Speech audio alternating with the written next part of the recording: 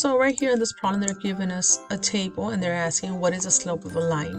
So what we do here is we go to insert a table and we start putting in the numbers that are given into this table that we have here. The next thing we do is we go to number 2 and we're going to type this out. Y equals mx plus b. First of all, decimals does not recognize the equal sign, so we put this symbol right here. And how do you find that symbol? I tell my students to use the squiggly. And where is that at? If I go right here where it says ABC, right here on the bottom, it is the squiggly sign. That's the first thing that they need to remember. And then it's still giving you an error. Well, if we go back to the table, we know that it's not just y, it is y1. So I'm going to put next y in a 1 next to the y.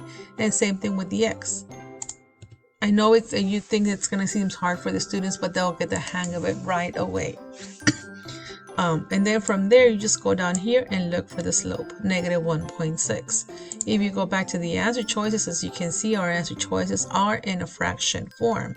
So what do we do here is we go to number 3 and we start typing in this answer choice right here.